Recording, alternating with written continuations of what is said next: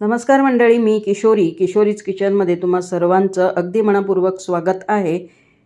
उन्हाळी उपवासाच्या पदार्थांमध्ये आज आपण बघणार आहोत उपवासाचे साबुदाण्याचे पळीपापड। तळल्यानंतर अतिशय खुसखुशीत असे हे पापड तयार होतात आणि चवीला पण खूप जबरदस्त लागतात। तर त्यासाठी मी इथे एका भांड्यामध्ये 2 छोटी वाटी साबुदाणा घातला आहे। त्यानंतर आता पाणी घालून 2 ते 3 पाण्याने हा साबुदाणा स्वच्छ धुवून घ्यायचा आहे।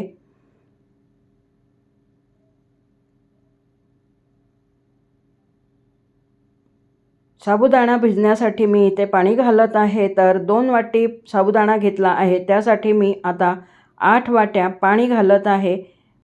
1:4 प्रमाण असं 2:8 प्रमाण ह्या प्रमाणात मी पाणी घातलं आहे आणि भिजत ठेवायचं आहे। तर 2 ते 3 तासामध्ये छान असा हा साबुदाणा भिजला जातो।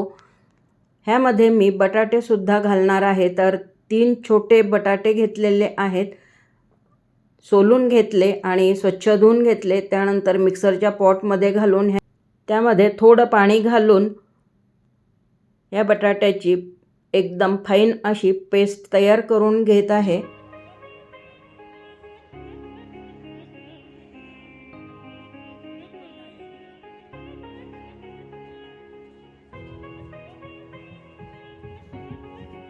बटाटा छान असा मी मिक्सरला फिरवून घेतला आहे, त्याची पेस्ट तयार करून घेतली।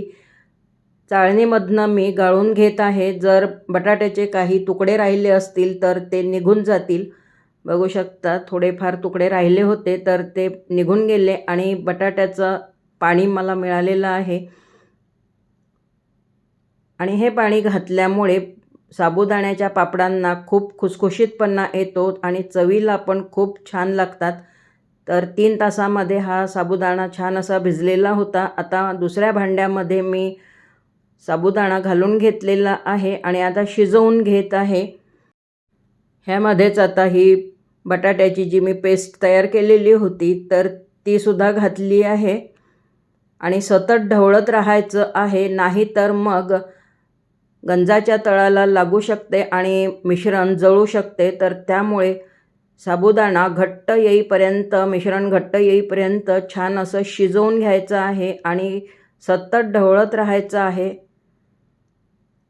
आणि गॅसची फ्लेमसुद्धा अगदी मीडियम ठेवायची आहे। चवीनुसार मी थोडं मीठ घातलेलं आहे आणि सतत ढवळत राहून मिश्रण घट्टसर येईपर्यंत, दाटसर येईपर्यंत शिजवून घ्यायचं आहे।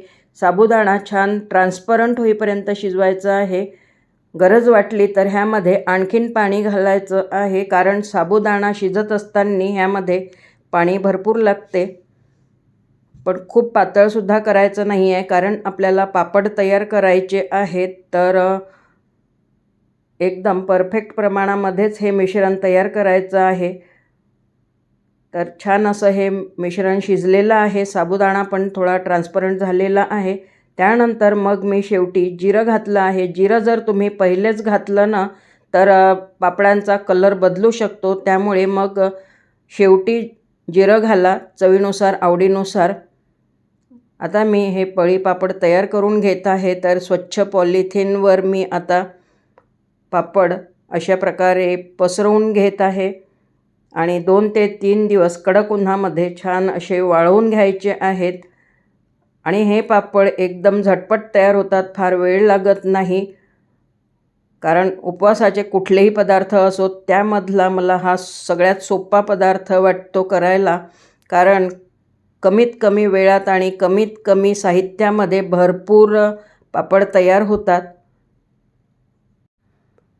आणि हे पापडाचं मिश्रण जे आहे ते पण एकदम परफेक्ट असं शिजलेलं आहे। तुम्ही बघू शकता मी जेव्हा पापड तयार करत आहे ना तर अजिबात असं पसरत नाही आहे, म्हणजे एकदम परफेक्ट असं हे पापडाचं मिश्रण तयार झालेलं आहे। 3 दिवसामध्ये हे पापड पण छान असे कडकडीत वाळलेले आहेत। आता मी तुम्हाला तळून सुद्धा दाखवते। तर तळल्यानंतर बघा पापड लगेचच फुलून आलेला आहे. म्हणजे वाळलेल्या पापडाच्या दुप्पट हा पापड तयार होतो आणि खायला पण खूप खुसखुशीत लागतो, चवीला पण खूप छान लागतो. तर तुम्हीसुद्धा हे साबुदाण्याचे पापड नक्कीच करून बघा. रेसिपी कशी वाटलेली आहे मला कमेंटमध्ये सांगा. आवडली असेल तर लाईक, शेअर, सबस्क्राईब करायला विसरू नका.